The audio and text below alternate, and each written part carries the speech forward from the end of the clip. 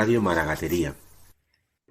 Hola, un mes más, ya estamos en el mes de marzo, casi a las puertas de la primavera, iniciamos nuestra siguiente emisión de Radio Maragatería. Estoy aquí con Paz, con Manuel y con Óscar. Hola, ¿qué tal estáis? Hola, Hola, buenas Rico. tardes. Muy Buenas bien. tardes. Pues aquí todos muy bien, con frío. ¿Con frío? Bueno, Sí, hace frío, pero bueno. creo que ya dan para el próximo fin de semana, creo que dan que suben bastante las temperaturas, pero bueno, todavía estamos en invierno, aún nos quedan algunas semanas de invierno. Vamos a comenzar con las noticias y Paz, te vamos a dar paso para que nos cuentes cuáles son las cosas más destacadas que has podido recopilar, que se están produciendo o se van a producir en nuestra comarca. De acuerdo, pues mira, quería empezar con una noticia que es que el año pasado hablamos hace un año de la fiesta del árbol en Andiñuela, no sé si os acordáis. Hoy comenzamos con una fotografía tomada en la Niñuela en torno a 1914. En ella se ve a un grupo de habitantes del pueblo junto al general Toribio Martínez Cabrera, tras haber colaborado en una plantación de castaños en una zona denominada El Rebolló. Esta celebración, que se llevó a cabo durante varios años, fue recogida por el pensamiento astorgano en una noticia aparecida en 1910. Y es que resulta que Priaranza de la Valduerna eh, resulta que también hace fiesta del árbol y la hizo el pasado día 4. Y la hace desde 1924. Y entonces todos se reúnen para plantar un árbol en el pueblo y van acompañados de la flauta, las castañuelas, el tamboril y bueno, nos hubiera gustado estar ahí. Yo he visto la noticia un poco, no he estado atenta, he visto la noticia un poco tarde, pero el año que viene, como han recuperado la tradición, estaremos atentos para estar con ellos. Ujú. Esa es una cosa que quería compartir porque creo que es una cosa muy interesante que podrían hacer todos los pueblos, ¿no? Y luego en otra orden de cosas, bueno, como estamos en la gran era de la tecnología, ¿no? Y de repente vamos avanzando a pasos agigantados, resulta que ha nacido como una especie de modalidad de Google Maps. Y entonces la noticia cuenta que nace la historia hispánica en un mapa con el que se puede conocer los personajes que dejaron huella en Astorga y en la comarca. Esta web la ha elaborado la Real Academia de Historia y entonces pues que te va marcando con unos puntitos rojos puntos de la comarca, ¿no? Y te dice pues qué personajes han estado ahí y en qué época y también pues aparte de los nombres pues te busca los lugares, hoy que no me sale la palabra, dejadlo, no me sale la palabra, me he trabado, lo siento. Esto. Bueno, el caso es que con todo esto podemos conocer muchísimo mejor la historia de la comarca ¿Y cómo Maragata. se llama la web? ¿Has dicho? Pues mira, la web hay que buscar historia hispánica, que es una web que parte de, como he dicho, de la Academia de la Academia de Historia. Ujú. ¿Y qué más hay? Pues mira, se va a celebrar una cosa muy curiosa en Astorga, que es la primera feria esotérica. El día 24, 25 y 26 de marzo va a haber numerología, tarot, piedras de luz, cuencos tibetanos, todo relacionado con la magia, con la espiritualidad, con el misticismo y con la Wicca, las regresiones y bueno, pues es una cosa novedosa que se va a hacer en Astorga estos días. Luego también, ¿qué más os puedo contar? Bueno, en Astorga también el Teatro Cullón, que se va a representar la obra de teatro de La voz dormida, que es la novela de Dulce Chacón. También en su momento se llevó al cine y se va a representar esta obra en el Teatro Cullón el día 11 de marzo, que me parece súper, súper interesante. Yo ya he adquirido mis entradas, por cierto. ¿Y qué más? Bueno, que la Asociación Cultural de Filiel está buscando apicultores para su primera exposición de mieles. Así que, bueno, la gente que esté interesada, los suscriptores que quieran apuntarse a esta cosa, tienen que hacerlo antes del 15 de marzo en el mail acfiliel@gmail.com.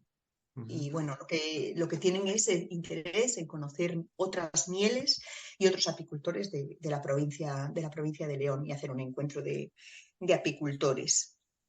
¿Y qué más os puedo contar? Bueno, nada, que la banda de San Andrés Apóstol, la banda musical que realiza procesiones de Semana Santa en la zona de la Maragatería y cuyos componentes pertenecen a la Maragatería, pues hará su procesión el domingo de Ramos por la tarde en Filiel, en Santa Colomba y en Barrientos. Y Pues, bueno, esto es lo que os puedo contar de las cosas que van a pasar por aquí este mes. pues muchas gracias, Pa. Estaremos un poco atentos a todas las que nos has comentado, a todas estas actividades y eventos. También creo que va creciendo la familia de clubes de lectura y aparte de Santa Colomba y de Filiel, hay algún nuevo club de lectura, ¿no? Pues sí, mira, tenemos, bueno, está también el de Priaranza de la Valduerna, que llevan varios meses haciendo club de lectura. Entonces, bueno, pues vamos a empezar a informar también para que cada uno pueda elegir el libro que leer, dependiendo del club de lectura, o si tienes tiempo y capacidad, pues leerlos todos, ¿no? Y este mes con que estamos, porque creo que en Santa Colomba hay uno muy interesante, que es el que además es en un año... Pues sí, mira, tenemos el club de lectura, bueno, lo hemos pospuesto, este mes estaba un poco, las fechas era muy difícil cuadrarlas, ¿no? Entonces lo hemos pospuesto para el 15 de abril, pero tenemos previsto leer, y se puede empezar ya, la novela de ajedrez de Stefan Zweig. Bueno, os cuento si queréis un poquito. La novela de ajedrez es una obra literaria del escritor austriaco Stefan Zweig, publicada de manera póstuma en el año 1943. Y bueno, es una crítica al nazismo y a los métodos de la Gestapo, y así como la incomunicación y al exilio forzado, ¿no? Bueno, pues la historia, un poquito, para contaros de qué va el libro, pues se desarrolla en un transatlántico que viaja de Nueva York a Buenos Aires, donde se encuentra el campeón mundial de ajedrez, Mirko Cetkovic, un hombre que es un hombre rudo, un hombre ignorante, pero que tiene un talento único para este juego. Y hasta ahí os puedo leer. Además es un libro Y cortito, bueno, ¿no? Que se sí, lee es muy casi de cortito, una sentada. como muchos de Stefan Zweig, que es un escritor maravilloso que condensa en muy pocas páginas historias apasionantes, la verdad. El Club de Lectura de Filiel propone el libro de El cirujano de almas, de Luis Zueco, hasta el 15 de marzo. Es una novela de ficción histórica publicada en 2022 por Ediciones B, que narra la vida de un joven médico que se dedica a curar a los heridos de las guerras napoleónicas en España. El protagonista, Miguel de la Vega, es un cirujano innovador que utiliza técnicas avanzadas para su época, pero también se enfrenta a los prejuicios y a las supersticiones. Este es el libro que propone Filiel, la Asociación Cultural de Filiel. Y luego tenemos el Club de Lectura de Priaranza, que realizará su encuentro el día 18 de marzo por la tarde en la Biblioteca del Pueblo, y que propone el libro de Rosa Montero, La ridícula idea de no volver a verte. Nosotros los de Santa Colomba ya tenemos los deberes hechos, creo que hicimos un club de lectura con este libro. Y bueno, como veis, los clubes de lectura en la Maragatería están en auge, y yo imagino que los lectores también, lo cual es de agradecer. Pues está muy bien. Pues hablando de lectura, vamos a dar paso a la poesía que nos trae Paz este mes, que creo que es de un poeta de Lucillo, ¿no? Que nos dejó hace un par de años.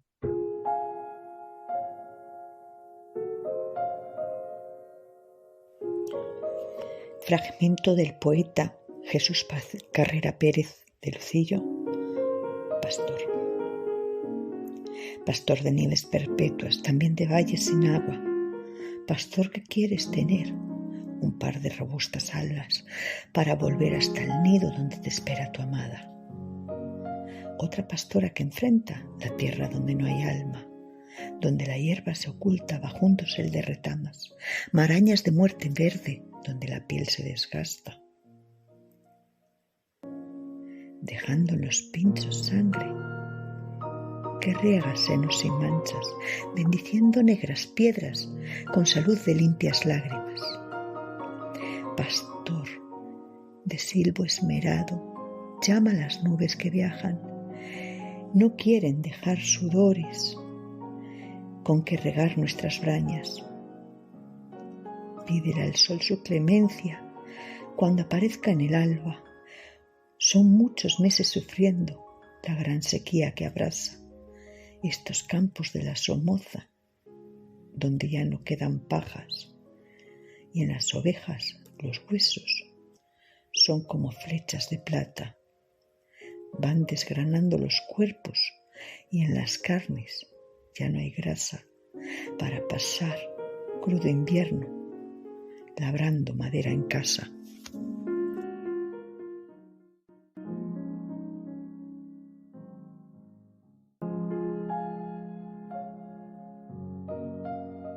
Bueno, pues continuamos y seguimos contigo, Paz, porque has hecho una entrevista, creo que bastante interesante, sobre cómo se hace un medio de comunicación en nuestra comarca, ¿no? Cómo en los pueblos pequeños generan noticias y cómo se publican estas, pues para que los conozcamos todos, los que estáis ahí, pero también los que estamos más lejos y podemos acceder a la información de la maragatería todos los días. ¿A quién has entrevistado? Pues he entrevistado a Toñi Reinares de Astorga Redacción. Y bueno, Toñi creo que es una persona que se implica mucho con la maragatería, viven en Valdespino.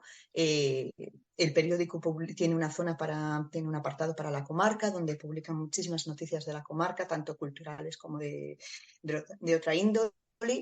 Y bueno, fue una charla en un café en el que estuvimos un buen rato, disfrutamos mucho de esta entrevista y no quiero desvelaros nada, quiero que la escuchéis y que la disfrutéis porque creo que merece mucho la pena las cosas que nos cuenta Toñi. Hola, hoy estamos aquí tomando un cafetito con Toñi Reinares del periódico Astorga Redacción, un periódico digital que está ubicado en Valdespino de Somoza, en un entorno rural maravilloso, y ella nos va a contar cómo es esto de tener un periódico en el entorno rural y cubrir las noticias de la comarca. Hola Toñi, ¿qué tal? Hola, buenos días, Paz. Bien, aquí estamos, tan a gustito, ¿no? Aquí, bueno, somos rurales, pero hoy estamos en ciudad, aquí tomándonos un cafetín, en la capital de la comarca. Sí. Bueno, primero, ¿cómo es tener un periódico en el entorno rural? ¿Qué dificultades, por ejemplo, os encontráis vosotros a la hora de editar desde un periódico rural? Bueno, ¿os encontráis alguna dificultad? De edición no tenemos ninguna dificultad porque hoy montar un periódico digital está chupado.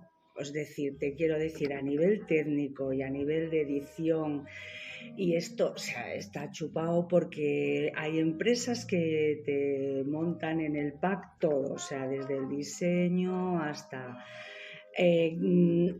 además, ahora tenemos banda ancha, desde hace unos meses que tenemos ya una autopista ahí que nos bajan y nos suben las fotos a unas velocidades que hasta nos despeinamos de la velocidad que pillamos y tal, ¿no? Después, otra cosa ya diferente es el tema de contenidos, ¿no?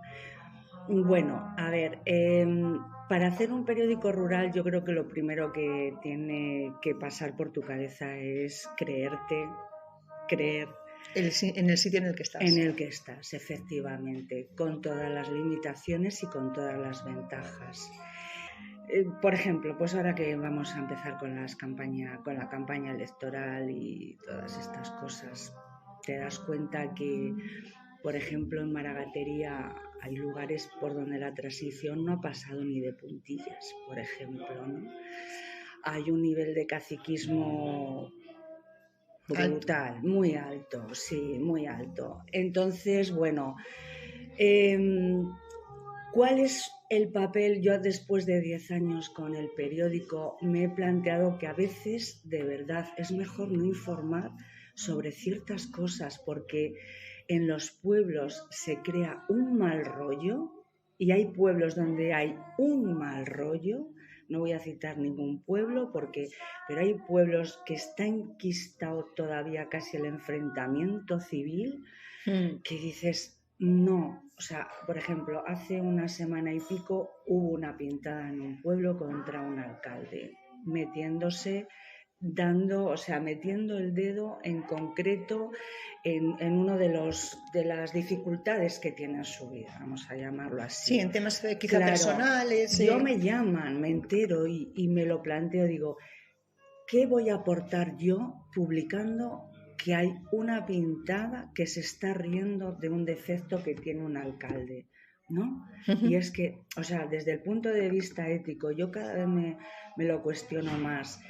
Entonces, bueno, todas estas cosas que además ahora con la campaña se avivan y tal, bueno, trato de verlo con un poco de distancia. Quizá el río revuelto hay que verlo con distancia y mantener un poco la calma, ¿no? Yo creo que tenemos una responsabilidad y en estos momentos en los que la sociedad está tan polarizada, yo creo que añadir más leña es que no aporta nada, no aporta ni debate de ideas, no aporta ni posibilidad ni estar planteándonos un desarrollo que es lo que necesitan estos pueblos.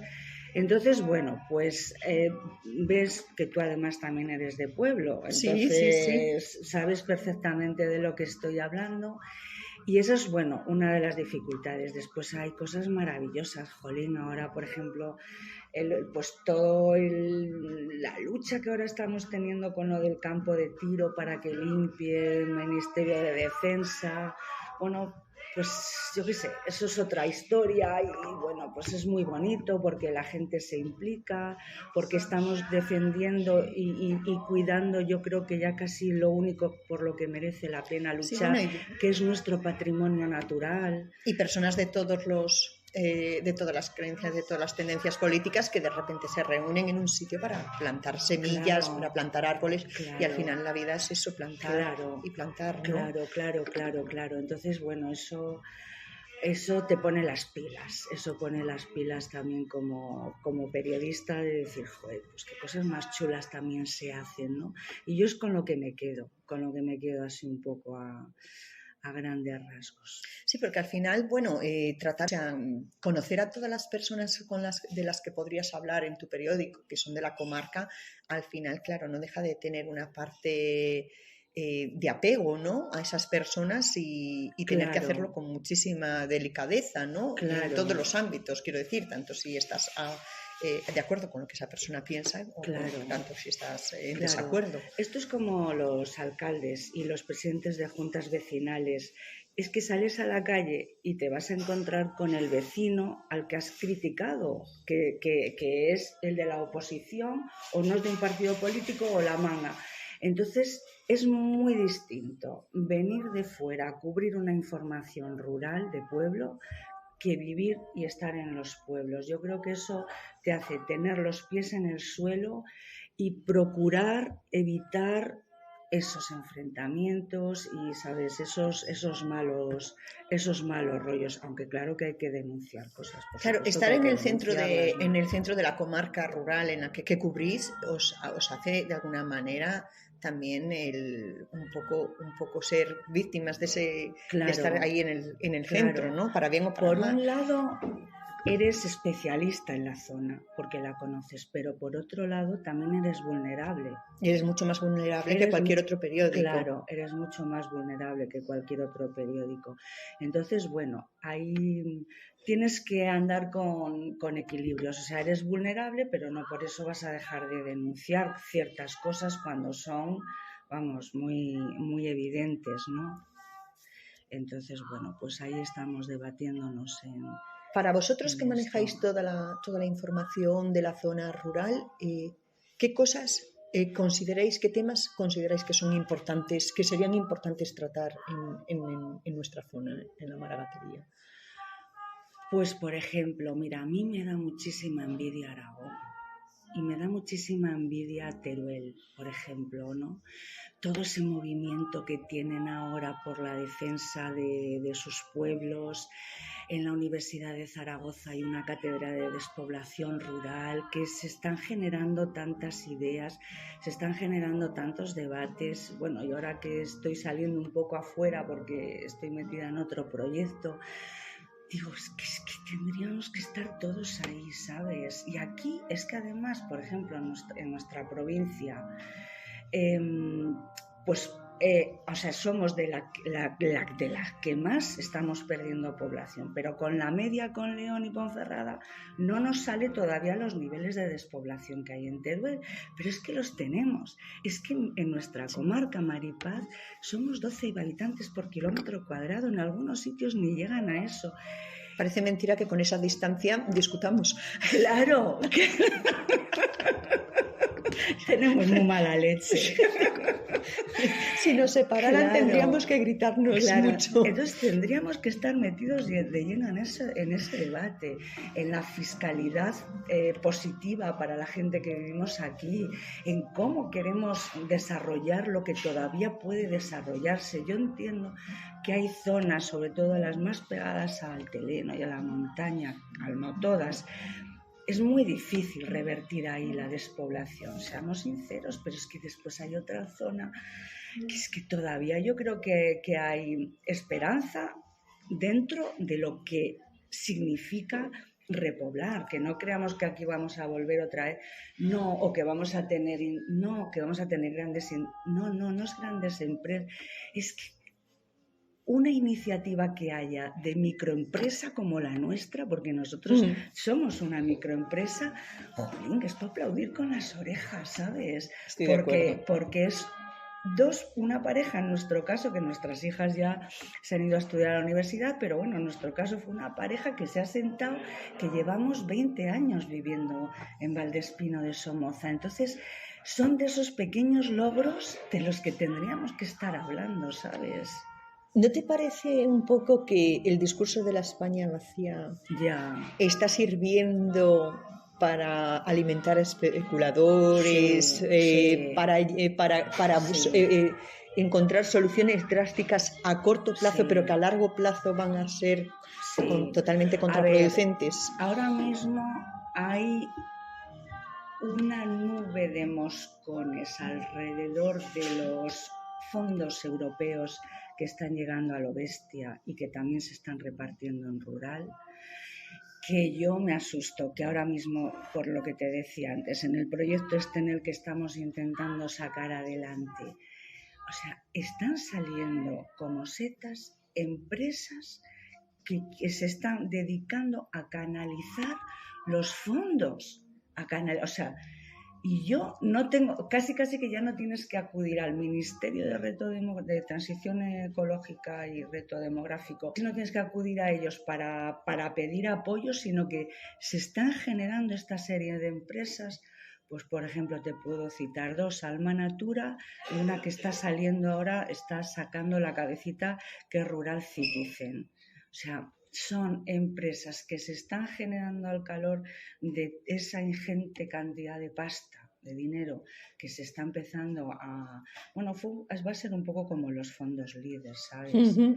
Lo que pasa que, bueno, yo creo que ahora hay gente que vivimos en los pueblos, que nosotros, por ejemplo, yo en este caso, también vamos a acceder a ese tipo de fondos, pero que, o sea, que no tenemos nada que ver con especulación de turismo rural, que era para arreglarte tu casa y después la dejabas ahí tirada. Y ciertamente, yo creo que hay mucha gente de la que nos estamos implicando y estamos accediendo a esos fondos, que estamos implicados con el medio rural, ¿sabes? Ciertamente ahora el que elige vivir en el mundo rural no es ni por imposibilidad de irse a otro sitio, o sea, es casi vocacional.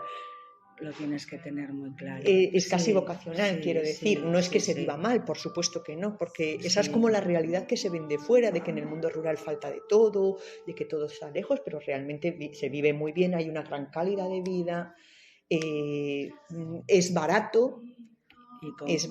Mientras en una ciudad grande como Madrid igual te estás pagando un alquiler de 1.000 euros, aquí podrías vivir con los 1.000 euros incluso ahorrar, y solo con esos 1.000 euros, ¿no? Incluso hay gente que vive con menos, pero el gasto es mucho menor. Entonces se vende un poco como que vivimos mal en el mundo rural, pero yo creo que es como un poco de propaganda, ¿no? Pero luego sí que es verdad que el que se queda se queda por vocación, Sí, porque sí. realmente es el sitio donde quiere estar. Sí, sí, sí. Bueno, una de las cosas que ahora mismo más se está peleando desde diferentes sectores y desde diferentes atalayas que estamos currando por el mundo rural, se está peleando contra esos imaginarios manidos del Sí. mundo rural. Y bueno, la semana pasada hubo un congreso de despoblación, que ya sé que a ti estas cosas no te molan mucho, un congreso de despoblación en Albacete, y una de las cosas que más se repetía y es que vamos a cambiar de una puñetera vez con la imagen del mundo rural. Es decir, hay tantas ruralidades casi como personas que vivimos en el mundo rural. Estoy de acuerdo. Hay una ¿Sabes? gran diversidad, Hay gente muy diversidad. preparada. Sí. Y no es que no me gusten esas cosas, simplemente pienso que se está abusando y que se está utilizando el discurso de la España vacía Sí. para que muchos especuladores y mucha gente que quiere lucrarse se lucre y que luego realmente lo que decías tú, los fondos no lleguen a donde tienen que llegar. Claro, claro. ¿Sabes? Y que de repente el pueblo deje de ser un pueblo para ser un resort o para... Claro. Y de repente de lo que han vivido toda la vida los pueblos, que es la agricultura, Sí. los frutales, la ganadería, al final Sí. parece como que eso no puede estar, que afea el paisaje. Claro, ¿no? claro. Pero también te digo una cosa, tenemos que seguir teniendo frutales de los que vivir, agricultura y ganadería, pero también estamos queriendo vivir en los pueblos gente que no nos vamos a dedicar nunca a eso. Y también somos rurales. Por supuesto que sí. Y además, por ejemplo, una de las cosas en las que están incidiendo mucho en la cátedra de despoblación de la Universidad de Zaragoza, vale, de acuerdo, hay que seguir metiendo pasta dolor, porque es lo que con la PAC, en agricultura y tal, pero es que también hay que meter pasta en conectividad. Por supuesto. En internet, porque es que, jolines, ya te digo, es que no va a venir aquí ni ninguna empresa potente tecnológica, pero sí a lo mejor un teletrabajador.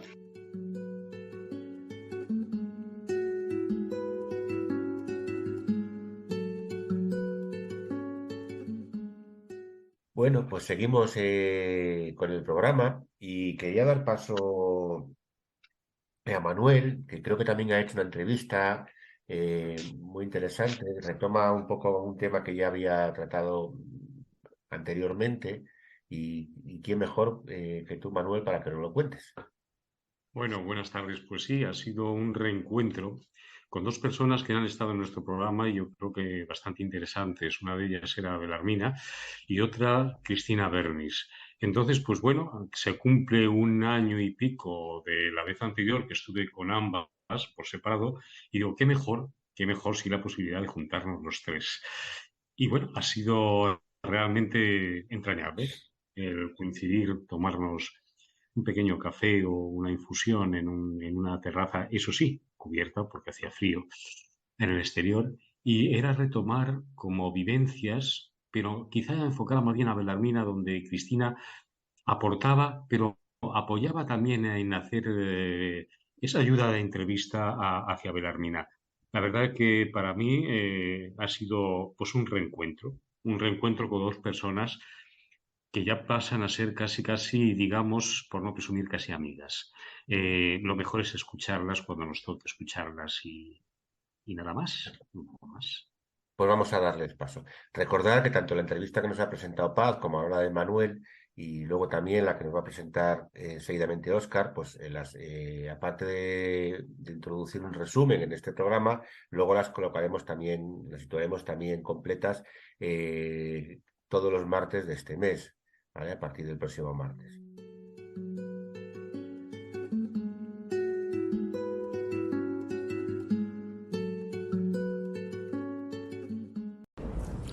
Bueno, pues es una tarde del 6 de marzo, estamos sentados pues en Legazpi, en una mesa que tampoco es redonda, pero sí es camilla. Tengo a mi lado dos personas que yo creo que las tendréis en el recuerdo. Una de ellas es Belarmina y otra es Cristina Bernis. Con Belarmina hace un año aproximadamente que hablábamos aquí en un banco sentado, recuerdo, en el puente de Toledo. Y hablábamos sobre el entruido, creo que era. Me estaba contando algo Belarmina de lo que eran los, pues bueno, las cosas de los disfraces de época anterior en Maragatería. Teníamos frío y estamos hoy un poco más recogidos, porque al estar sentados en un bar, en una terraza cerrada, pues es mucho más acogedora.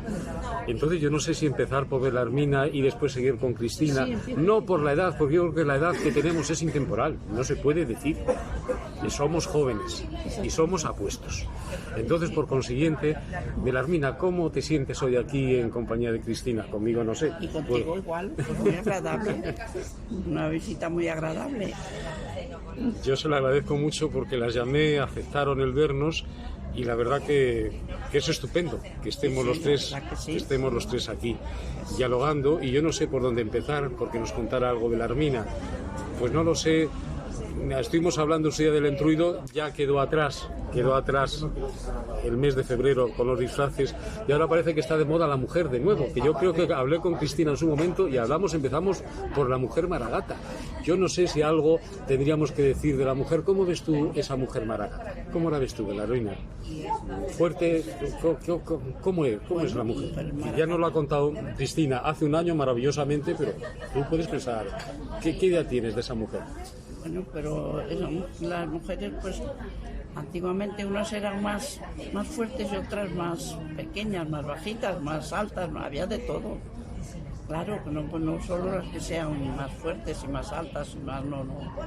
Lo mismo son las altas, yo como soy pequeña, sí, me considero pequeña y soy pequeña. Bueno, pero está tu capacidad, que es diferente, ¿no? Ahí puede ser grande, ¿no? El hecho de tu trabajo, de tu forma de ser. Sí, bueno, yo en mi época de Maragata lo que tenía que trabajar de todo, los trabajos del campo. Y cuando tenía que ir al baile, tampoco lo perdía, también iba al baile. Eso es lo que nos contaba Cristina hace un año, que teníamos muy confundida lo que era la mujer Maragata. Pensábamos que era trabajadora pero que no se divertía, y decía Cristina, no, la mujer Maragata también se divertía y le gustaba divertirse.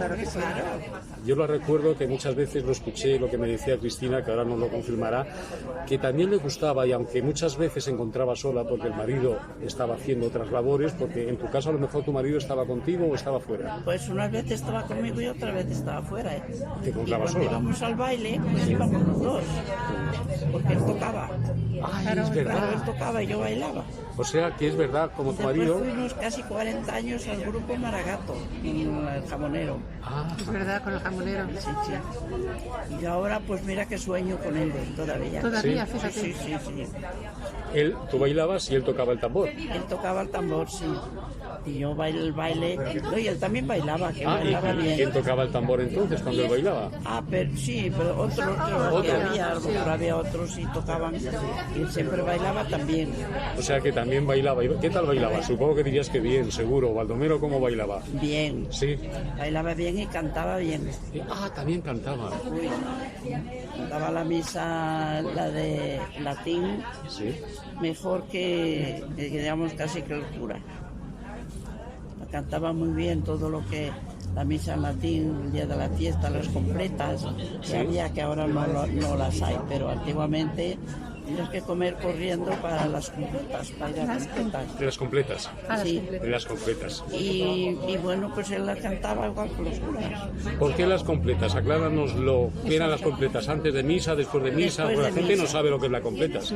Después de misa. Después de misa. La misa a lo mejor era a las 12 o la 1. Sí.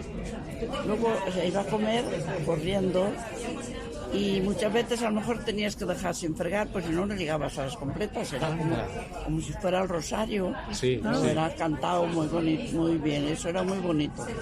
Ahora ya no lo hacen, como las vísperas, la víspera de la fiesta. Eso es. Igual también era muy bonito, ahora pues tampoco. Un inciso, ¿y las completas cuándo eran? ¿Siempre? ¿O era una época, decir, El día de la fiesta. El día de la fiesta, el día ese, porque eso hay que aclararlo, porque habrá personas que no saben cuándo se daba el día de la fiesta. Sí. El día de la fiesta. O sea, el día de la fiesta, después de comer, eran las completas. Sí. Pues mira, es un sacrificio porque si en fiesta estás comiendo y tienes que salir corriendo, pues no sé yo, ¿eh? Pues sí, y yo muchas veces a lo mejor pues tenías que no me daba tiempo a lo mejor a fregar y tenía que ir corriendo y luego desde allí ya veníamos para el baile, ¿Sí? a la plaza y a lo mejor yo tenía que ir a fregar los cacharros. Claro. O sea, que quedaban los cacharros allí para Claro, después de completas. para después de las completas.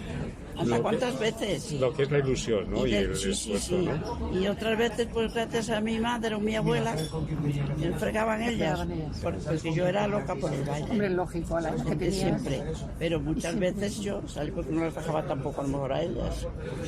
¿Y por qué Baldomero, cómo aprendió? A cantar el...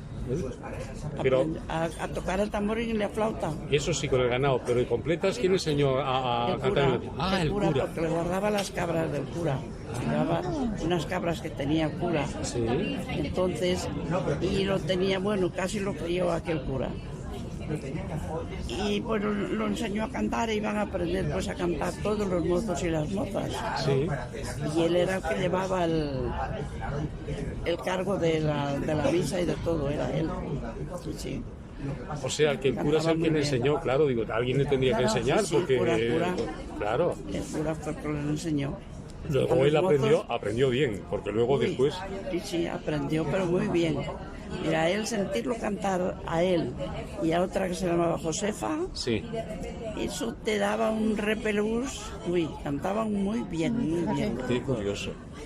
Muy bien. Y bueno, había más que cantaban bien, pero esos dos, ellos eran únicos. O sea que Baldomero, aparte de tocar el tambor, bailar, también cantaba bien. Cantaba muy bien, sí. O sea que era bastante completo Baldomero. Sí, él cantaba, cantar y bailar. Eso... Bueno, ¿y cómo os conocisteis, Baldomero y tú? Nos metemos en vuestra vida. ¿Del mismo pueblo? ¿Eres del mismo pueblo? Claro. Pero ¿desde cuándo empezasteis así a miraros de reojillo? A ver, ¿qué edad teníais? ¿Cuándo empezasteis? Pues oye, eso ya era... ¿Adolescentes? ¿Ya de adolescentes os mirabais, aunque todavía nada? ¿O cuándo empezasteis? Sí, yo era jovencita. Sí. Y él pues ya sí. Y me querían traer unos primos para Madrid y mi madre no quería que viniera, porque claro, yo le ayudaba mucho a mi madre y él pues tampoco quería, claro. Entonces entre mi madre y él pues cerraron. ¿Y a qué edad te casaste tú? ¿A qué edad te casaste? 15 años. Con 15 años, claro, si es que eras una criatura. ¿Con 15 años te casaste? Claro, fíjate. Madre mía. Iba a hacer los 16.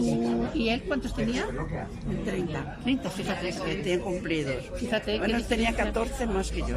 Ya, sí, me acuerdo que era mayor que tú, no sabía cuánto, pero sí era mayor. Que cuando tú tenías 15 años, él tenía 30. Sí, cuando yo hice los 16, sí, él hizo 30. O sea que tenía 14 años más que yo. O sea que cuando te casaste tenías 16. Sí, no los había hecho todavía. No los habías hecho todavía. Y él ya tenía cerca de los 30. Sí. Madre mía. Pues entonces es que se notaba mucho, porque a esas edades no es que cuando alguien... Yo lo pasé muy bien. Claro. ¿Sí? Yo lo pasé muy bien. Sí, ¿Y cómo vieron en tu familia eso de tan jovencita casarte? ¿Bien? Sí, yo creo que sí. O sea, no tuviste oposición, no tuviste, vamos. No. Gracias a Dios. Bueno, Cristina, ¿cómo interpretas esto de la Armina? ¿Qué opinas? Porque una persona tan joven, ¿es normal esto? Hombre, yo creo que en los pueblos era relativamente frecuente que las mujeres se casaran jóvenes. Ajá. Depende de los sitios, nosotros se casaban más mayores. Y además se casaban mayores, a veces en algunos sitios, pensando en que así iban a tener menos hijos. Pero claro, en cuanto se casaban, empezaban a tener hijos.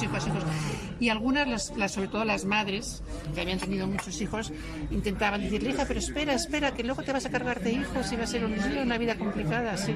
Yo como he recogido tantas cosas. Por eso quería yo mucho que tú nos dieras tu opinión, puesto que en realidad has estudiado bastante el tema, y si eso era normal en el caso de Belarmina, de una persona de esa edad tan jovencita casarse con una persona, pues bueno. Bueno, bastante, sí, bueno, bastante mayor sí, pero tanto, bueno, tampoco es que fuera tan mayor tu marido, pero bastante más mayor sí.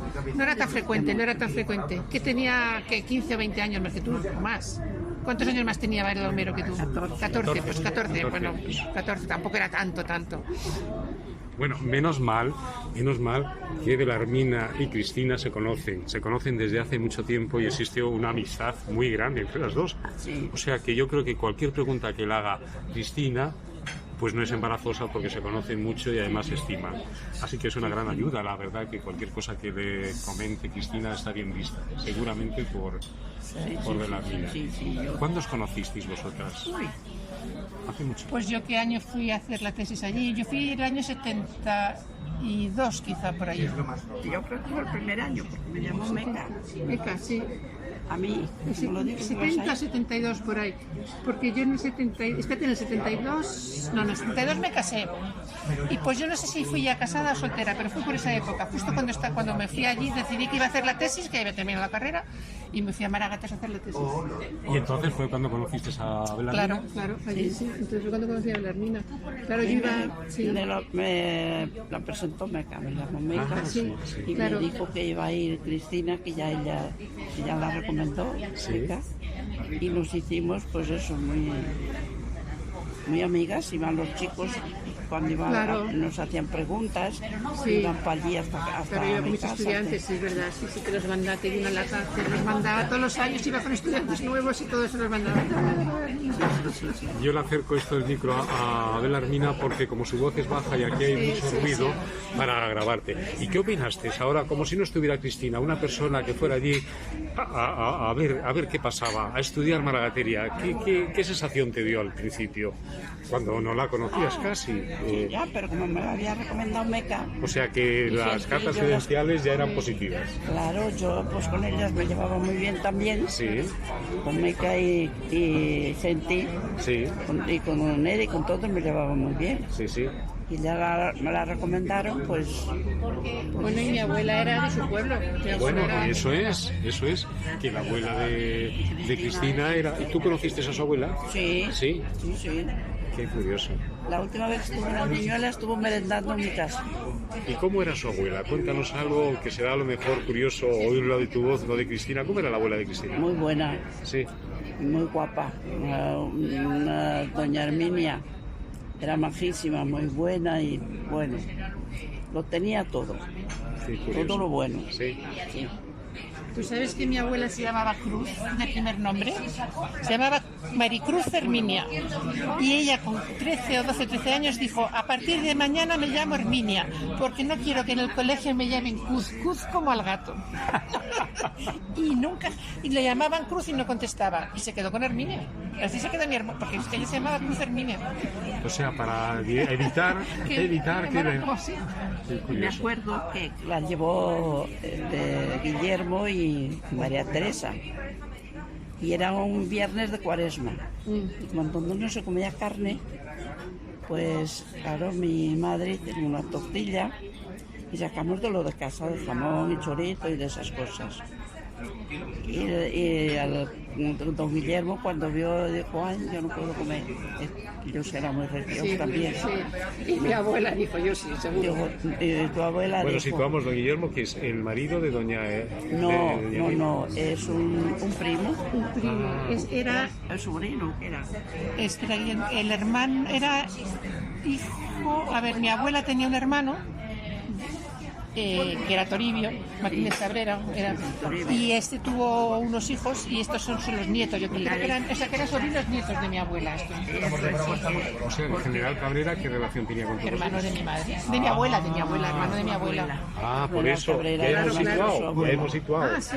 Claro, porque nos hablabas de muy por encima, que cortábamos por el hecho de aquella situación embarazosa del final de no muy agradecido del general Cabrera, y quedamos ahí, y entonces entonces ya enlazamos que el general Cabrera era hermano de mi abuela, de Herminia. Herminia. Ahora estamos situados. Guillermo y don Manolo, sí, todos estos eran hijos de Pilarín. Y Pilarín era hija de don Toribio. De don Toribio. Claro, así. Sí, aquí Bueno, pues ahora sí que estamos situados, porque habíamos hecho referencia, me acuerdo que con Cristina, muy brevemente, por toda esa, quizá recorrido por Margatería, donde salió puntualmente el general Cabrera. Entonces, el general Cabrera era hermano de Herminia. Eso es. Y entonces Herminia era la persona que tú decías que era con este perfil tan generoso y bueno, ¿no? Era muy buena y muy cariñosa y con un carácter fortísimo. Sí, pero bueno. Y con carácter. Carácter tenía, pero era muy buena. Yo conozco, mi madre y yo la metimos agarrada porque ya andaba mal. Fue la última vez que estuvo allí en el Ninguna. Y me acuerdo que cuando puse la mesa y pues ella empezó a comer de jamón y de chorizo, ¡ay! Entonces, bueno, se comería bien. Y don Guillermo decía, pues ahora sí que me has fastidiado, yo que no puedo comer ya, pero yo sí, porque yo ya soy mayor, yo ya no peco.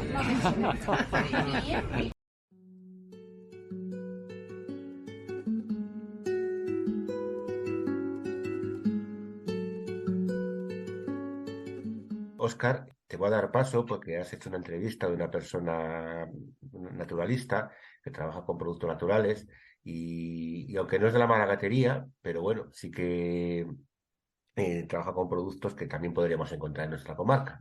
¿Es así, Óscar? Sí, es así, porque al final he descubierto a esta persona, a Miriam de Melsa, una amante de la botánica, una amante de la cosmética natural, de la medicina natural, de los ungüentos, de las infusiones, y me pareció una persona estupenda para acercar a Radio Maragatería, aunque ella no es de la Maragatería, pero hemos intentado charlar de todas esas plantas que coincidimos y que son tan básicas y que todos conocemos o podemos encontrar en el campo. Me parece una charla muy interesante.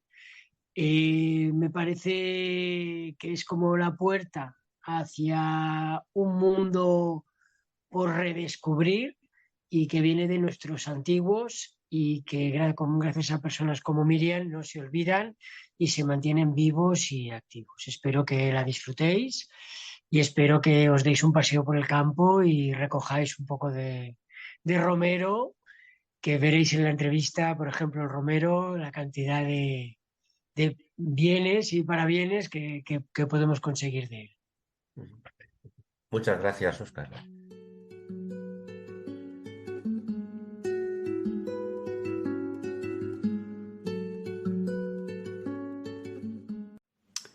Buenos días, oyentes de Radio Maragatería. Estamos aquí de nuevo en el Rincón de la Naturaleza y hoy nos hemos ido un poquito lejos, nos hemos ido al norte de Cáceres porque tenía muchas ganas de que conocierais a Miriam de Melsa, que es una vecina de un pueblecito de Villanueva de la Vera, para ser exactos, y nos ha invitado hoy aquí a su guarida, a su tiendecita, a su taller, donde junta a mucha gente. Y es que Miriam es una... ¿Cómo llamarte, Miriam? ¿Botánica? ¿Amante de las plantas? Creo que como amante me pega más. Amante de las plantas. Vale, sí. Pues es amante de las plantas y aquí en este local pues hace cursos, formaciones, talleres, y aquí es donde yo la he conocido y me apetecía que también la conocierais vosotros y vosotras. O sea que buenos días, Miriam. Buenos días. ¿Qué tal? Cuéntanos un poquito este sitio, este local, ¿por qué? ¿Por qué llegas hasta aquí?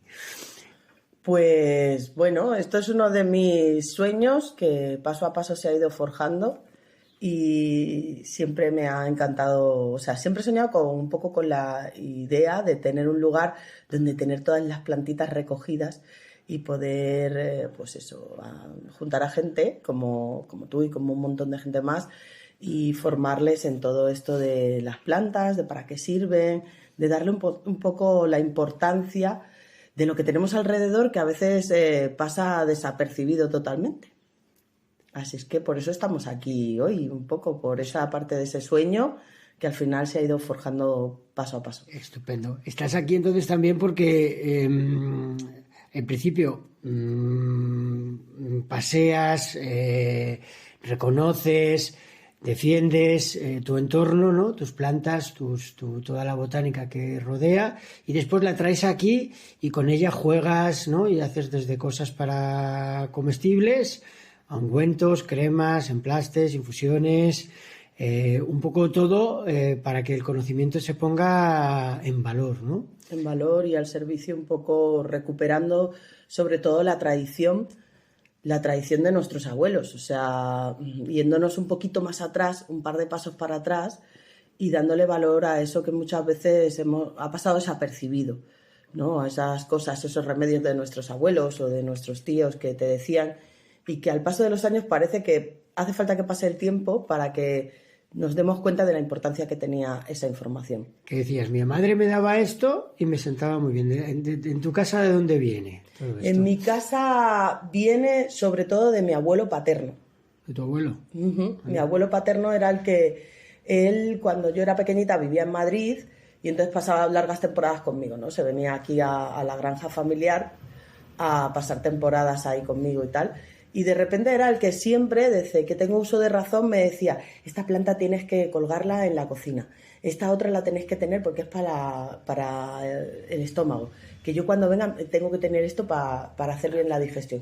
Esto otro, ten cuidado, esto siempre lo tenéis que tener. Me acuerdo con la alacranera, que fue una de las primeras plantas que yo conocí, él me la enseñó yo creo que un poco por supervivencia, de decir, esto lo tienes que tener sí o sí. Pues si te pica un alacrán. Claro, y siempre era como la planta que siempre estuvo en mi casa y que siempre está, colgada de un haz, porque claro, en la zona en la que vivíamos, o sea, en esta zona en la Vera, hay muchos alacranes y era como algo que él consideraba de bastante valor y de bastante importancia. La verdad es que solo la tuvimos que utilizar una vez con mi padre, que le picó, y fue maravilloso, claro, el resultado. De todas maneras, ¿cómo es nuestro conocimiento? Que pasa desapercibido cuando somos pequeños o adolescentes y después la vida hace como un círculo y al final acabas en ese punto de poner lo que hablábamos antes, ¿no? En valor y formarte y acabar en este local donde todo eso que te han regalado realmente, porque para ti ha sido un regalo. Para mí ha sido un regalo, sí, totalmente. Aunque después hayas formado de muchas maneras, pero al final esa tradición oral de tu familia has podido ponerla sobre el papel y has podido dedicarte a ella profesionalmente. Sí, eso es. De hecho, muchas veces cuando empezamos las rutas o cuando alguien me conoce en algún taller, pues explico mi formación, lo que he hecho y lo que no. Y siempre empiezo diciéndoles que el título que más honra me merece y que más eso es que soy hija y nieta de pastores. Yeah. Porque es algo que para mí creo que tiene mucho valor y que supongo que en un momento de la historia, de mi historia y de la historia de todos los que vivimos o venimos de un medio rural, cuando eras hija de pastor o nieta de pastor, era como algo raro, bajo, que no tal. Entonces, ahora me siento orgullosa de poder decirlo en voz alta y de poder decir, pues sí, mi familia me he criado entre cabras, entre un montón de animales, siempre he tenido, por eso soy amante de los animales y de las plantas, porque me he criado entre ellos, ¿no? Claro. Y también ponerlo en valor ha sido como algo de orgullo hacia mi abuelo que me lo enseñó y hacia pues todos los que han ido pasando. Claro que ha habido, porque vosotros tenéis una familia bien extensa. Sí. Y por lo que veo al final, sí, de alguna manera u otra, todos os habéis nutrido de ese conocimiento de tu abuelo, que como pastor y hombre de campo, pues transmitía toda esa sapiencia que ellos llevaban. Pues me gustaría, Miriam, que hiciéramos una cosita básica, una cosita de campo básica, que al final da igual que estemos en la Vera, da igual que estemos en Maragatería, pero que pongamos el ojo en el campo. Eso es. Y con 4 básicos. ¿Qué podemos aprender? No sé, el romero. Nosotros tenemos romero también. Tomillo. Romero, tomillo, pues de los grandes básicos. Caléndula, por ejemplo, también allí hay mucha. Y lavanda, ¿no? Y lavanda también tenemos, espliego también. Vale, pues sí, los básicos generales. que a quien no le encanta hacer o tener una buena pomada de caléndula, yo creo que siempre tiene que estar en uno de nuestros botiquines, porque es una pomada a base de cera de abejas, algo natural. Yo no formulo con cosas químicas y no me gusta la vaselina. Claro que sí. Con cera de abeja natural. Con cera de abeja, por favor, estamos ahí a tope porque creo que es uno de los productos más ricos. Bien, cera de abejas, un puñado de flores de caléndula y aceite de oliva. Solo las flores, solo el pétalo amarillo. Sí, flores, lo que son todo lo que es el cáliz y todo. Entonces recolectamos esas flores, maceramos en aceite y lo juntamos con la cera y hacemos una pomada básica para todo tipo de quemaduras, roces, heridas. No es una planta que, como pasa con el árnica, que si te la pones y es sangrante te sangra más. Para nada, es algo como muy, muy simple, pero creo que debería de estar en todas las casas y recuperar esa tradición de poder tener una pomada de caléndula para cuando se te irritan los labios, para cuando te haces un corte, esas cosas, un básico. Una cosita, una pregunta. Es interesante porque la caléndula que a mí me viene a la mente, por ejemplo en Santa Colomba, siempre está en el linde de la carretera. ¿Es bueno que nos vayamos un poco fuera de la carretera? Siempre, cuando vamos a recolectar, siempre es bueno que nos alejemos al menos 20 metros del camino o carretera. Yo sé que muchas veces... a la caléndula le gusta. Sí, a la caléndula, al hipérico, le gustan los bordes de los caminos. Supongo que es una manera que tiene la naturaleza de sanarse a ella misma, ¿vale? No está ahí porque sí.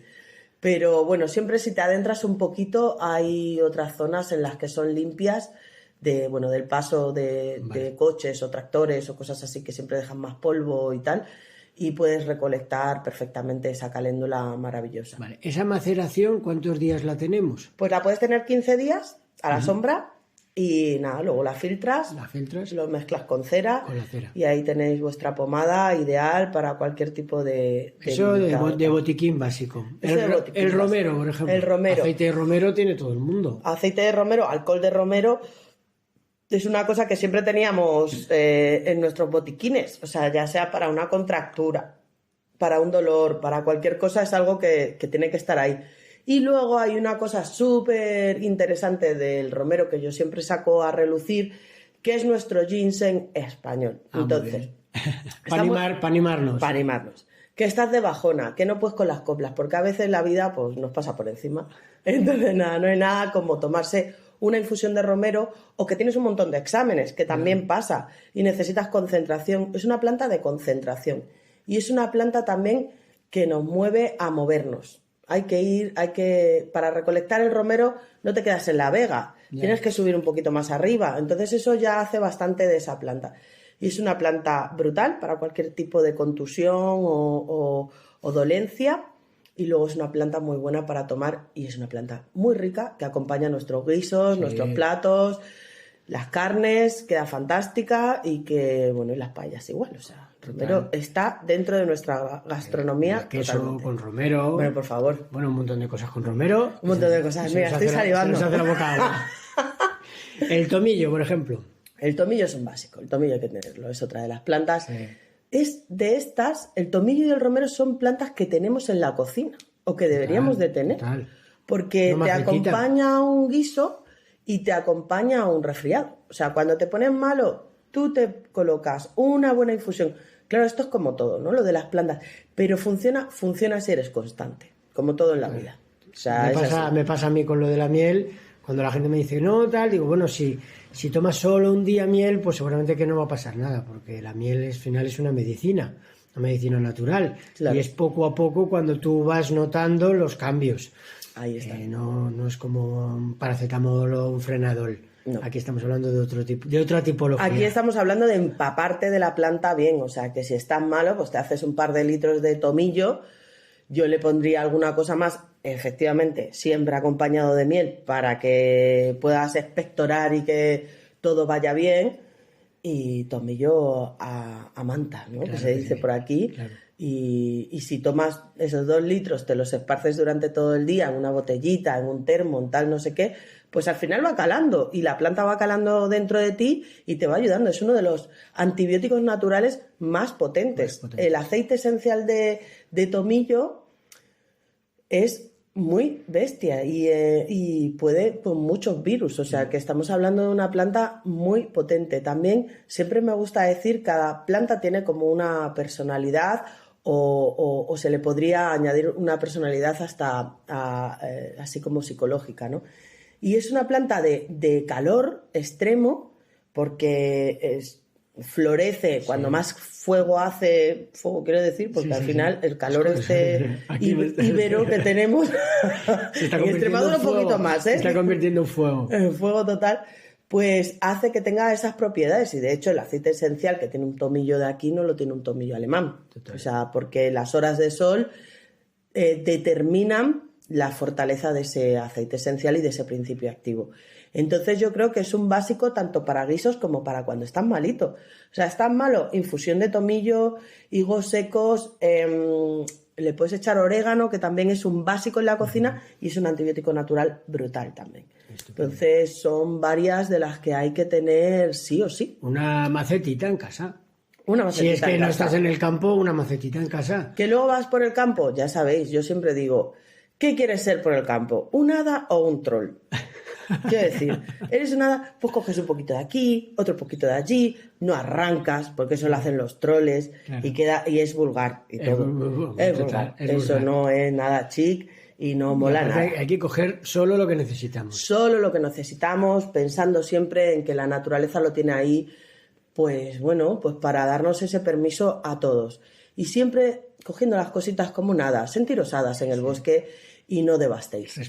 Respetuosos, siempre con mucho cariño y, o sea, coger un poquito y utilizarlo es algo fantástico y fenomenal y siempre sabiendo que, bueno, pues que las plantas están ahí para todos y que hay que cuidarlas. Así es que nada, sentiros hadas y recolectar lo que necesitéis y bueno, utilizarlo, sobre todo. Y como hadas, ¿por dónde podemos seguir a la hada madre que eres tú? ¿Podemos seguirte en redes sociales? Por supuesto. ¿Podemos venir aquí a la Vera a conocerte? Cuéntanos claro un que poco. Sí, pues mira, podéis seguirme en redes sociales. Miriam de Melsa Díaz es mi Instagram, Miriam de Melsa es mi Facebook, luego tengo una página web que es miriamdemelsa.com también.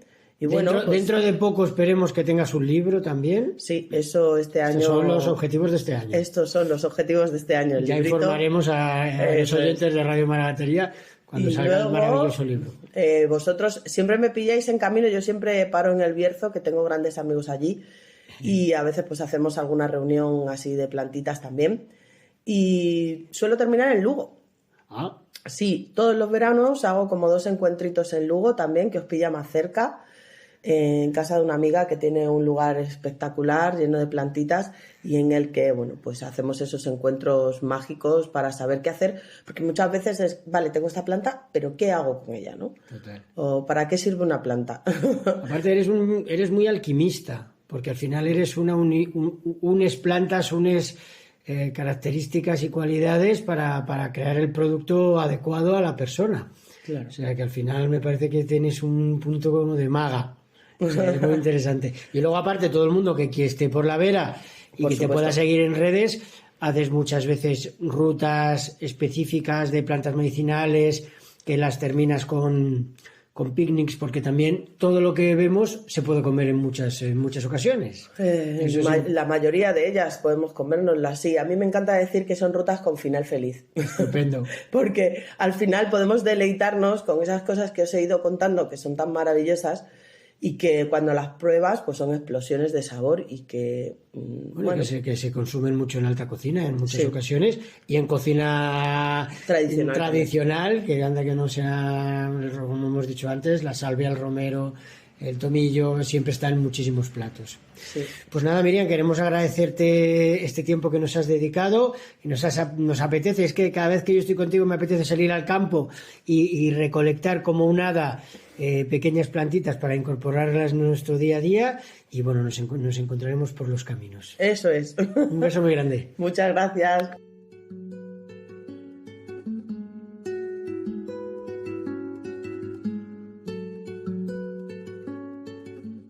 Y continuamos. Y vamos ya con la última sección del programa, que tiene que ver con el vocabulario que se hablaba la maragatería del libro de Alonso Garrote. Este mes venimos con nuevas palabras. Y Paz, ¿tú cuáles has elegido? Bueno, yo he elegido una palabra, creo que tú tienes dos, así que Sí. he elegido una palabra porque me ha gustado mucho y creo que la voy a empezar a utilizar a partir de ahora. Y se llama trompatalega. Me parece preciosa. No sé si la habíais escuchado alguna vez. No, Yo no. Y bueno, ¿alguien la había escuchado? ¿Alguien ha dicho que sí? no. ¿No? No. Ah, vale. Vale, bueno, pues trompatalega es algo que se ejecuta pues así, de cualquier modo, con descuido, ¿no? Sin reflexionar mucho en ello, ¿no? Es hacer las cosas a trompatalega. Y es una palabra que me ha gustado mucho, la verdad.